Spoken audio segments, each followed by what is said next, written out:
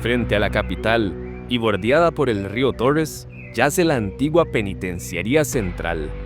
Los viejos políticos de antaño la soñaron, una cárcel panóptica donde las personas que habían caído en malos pasos podían ser rehabilitadas, mejoradas, puestas de nuevo entre los buenos ciudadanos. Eran ideas positivistas del siglo XIX y habían llegado a Costa Rica. Hacia finales del siglo XIX, varios políticos intelectuales fueron juntando fondos públicos para la obra.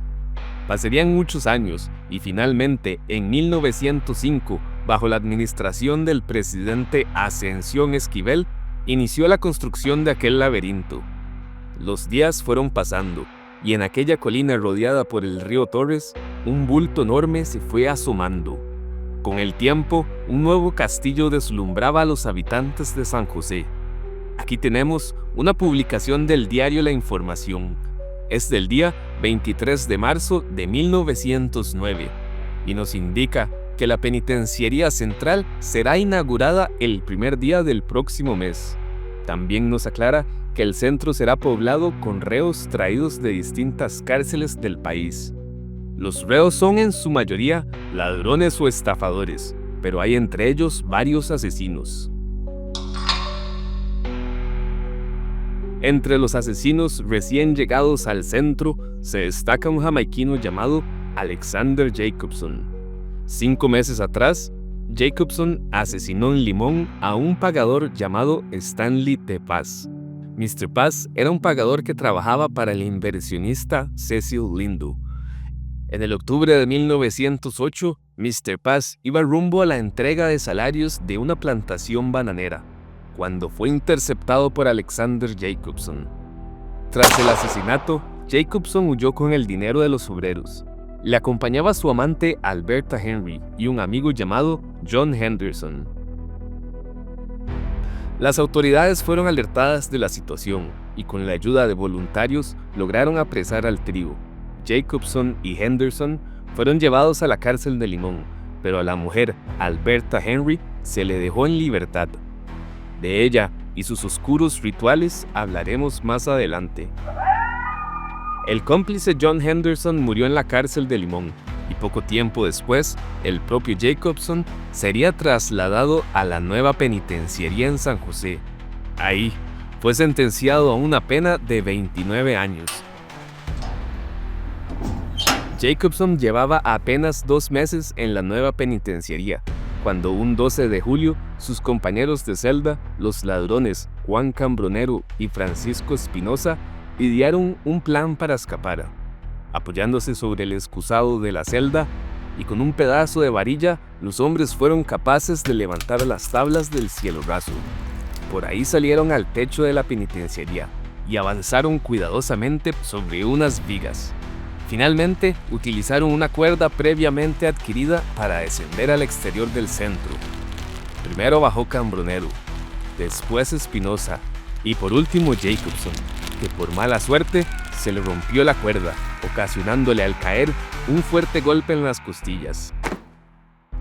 Al día siguiente, 13 de junio de 1909, los josefinos fueron informados sobre la fuga de los 3 reos.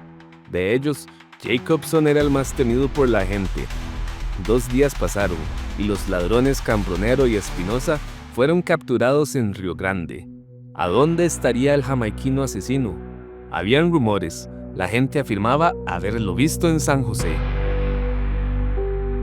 Pasaron los días y de repente una señora vecina de Acerrí informó a las autoridades locales que había atendido a un hombre extraño.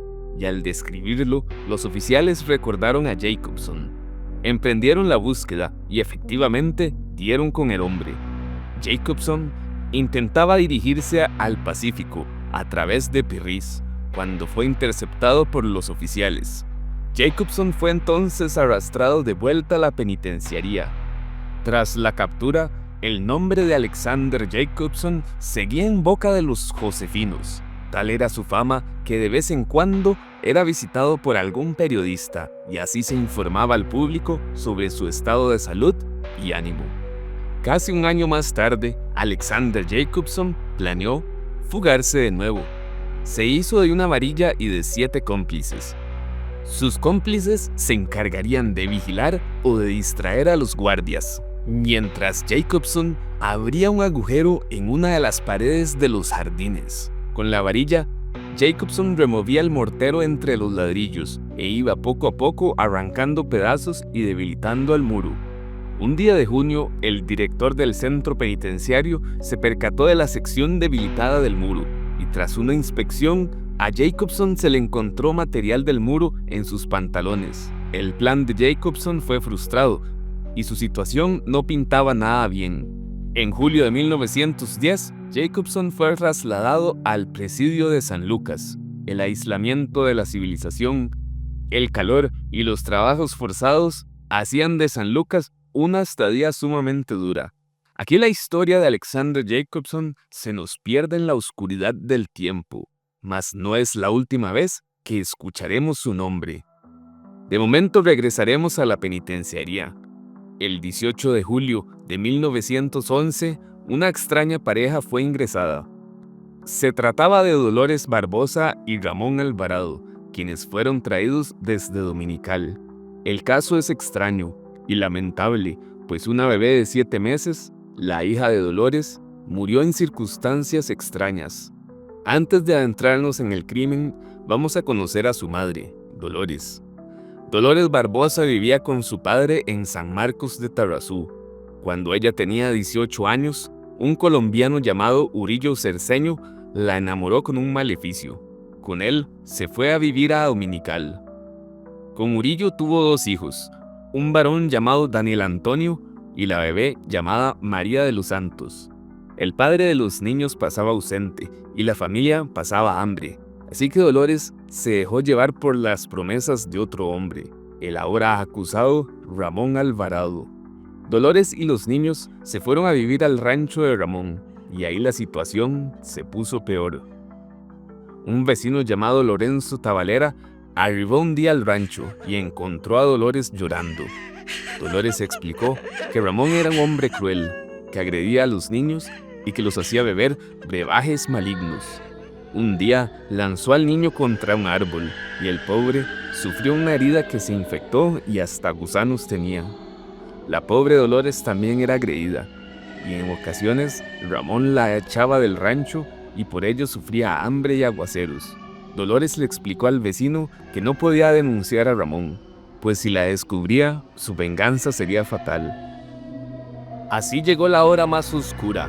Un vecino iba caminando por el rancho de Ramón y Dolores, cuando de pronto vio a los niños tirados afuera.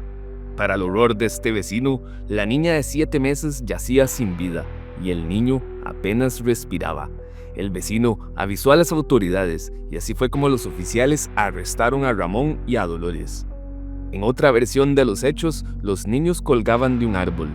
Peor aún es que se decía que la niña había sido ahorcada. Personalmente, me parece más realista el primer testimonio. Como mencioné anteriormente, la pareja fue ingresada a la penitenciaría el 18 de julio de 1911. Dolores explicaba que la niña había muerto por los abusos cometidos por Ramón, pero aquí el relato se complica, pues Ramón contaba otra historia.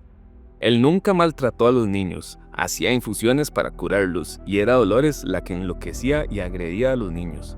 Ramón se apegó a la narrativa de que la niña había muerto por causas naturales. Era ahora el trabajo de los jueces y los guardas fiscales investigar el caso y así descubrir la verdad. Dolores y Ramón pasaron varios meses en la penitenciaría y de momento a los 2 se les trataba como culpables. Dolores Barbosa es un ejemplo del centro alojando mujeres. La prensa se refería a Dolores y a Ramón como los amantes de Dominical, y el caso se denominó el crimen de Dominical. En febrero de 1912 apareció en San José el colombiano Urillo Cerceño, el padre de los niños.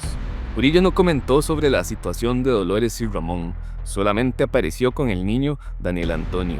Urillo abandonó al pobre niño en un orfanato y expresó que no tenía los medios para mantenerlo.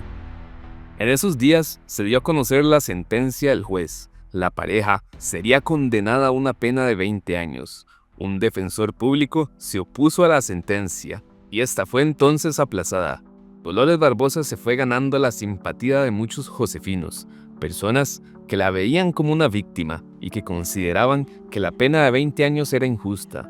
A pesar de gozar de popularidad, la salud de Dolores había decaído, pasaba tosiendo y en los pasillos se escuchaban sus lamentos.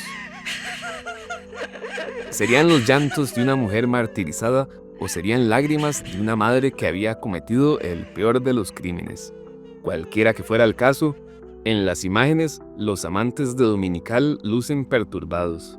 Sorprendentemente, el 20 de marzo de 1912, la pareja fue absuelta de cargos. Posiblemente la presión pública pesó sobre la decisión de la corte. Al recuperar la libertad, Ramón Alvarado tomó su abrigo y salió en carrera. Por su parte, Dolores se encontraba muy enferma, comunicó que no tenía a dónde ir y permaneció en la penitenciaría. Su salud estaba afectada y ese día sufrió un desmayo. Tristemente, no se menciona nada sobre el niño que abandonaron en el orfanato. Al recibir la libertad, Dolores no lo fue a sacar, y ella permaneció en la penitenciaría hasta enero de 1913. Sabemos que eventualmente regresó a Dominical, donde se enfrentaría con su destino. Ya casi seguimos con Dolores Barbosa. De momento, tenemos que cubrir un evento importante ocurrido en el centro penitenciario. En el agosto de 1913, el gobierno costarricense designó un espacio de la penitenciaría para que sirviera como cuartel principal. Resulta que para 1913 el inmueble que cumplía la función de cuartel principal estaba bastante deteriorado. Como el centro penitenciario era tan extenso, se podía designar un espacio para albergar soldados y cañones. Así pues, que esta zona, que hoy es el Auditorio Nacional, sería el nuevo cuartel principal.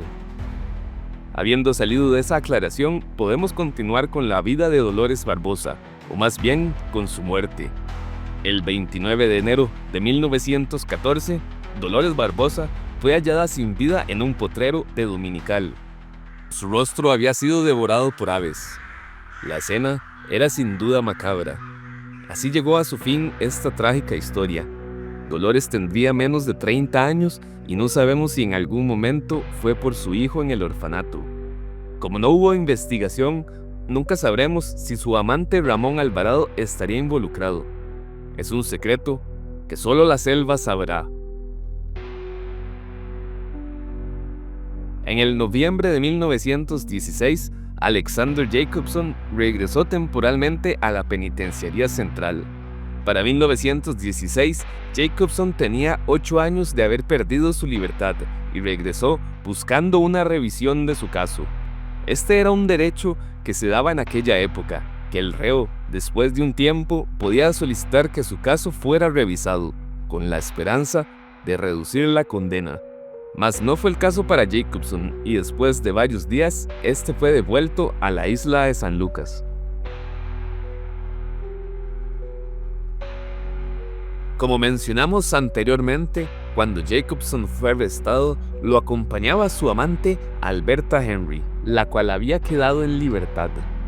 Pues resulta que Alberta ha estado ocupada. En la jungla de Siquirres hay una cueva, y en ella Alberta y su séquito realizan rituales oscuros. En esa cueva se ha roto el pacto entre Dios y el hombre, pues el grupo practica sacrificios de sangre.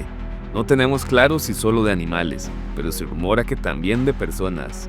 Lo cierto es que la cueva estaba decorada con símbolos sangrientos. De este extraño caso hablaremos más en la segunda parte. Muchas piezas estaban en movimiento, pues en aquellos días el presidente Alfredo González Flores había incomodado a muchísima gente de poder. Entre ellos se encontraba su secretario de Seguridad, don Federico Tinoco. A este sujeto en particular le molestaba que don Alfredo no lo nombró candidato presidencial o heredero político. Así que Tinoco planeó tomar el poder para sí mismo. Pero para derrocar a don Alfredo deberá apoderarse de las fortalezas capitalinas. Más eso lo veremos en otro episodio. Soy Lucius Alexandros y espero que hayan disfrutado de este contenido.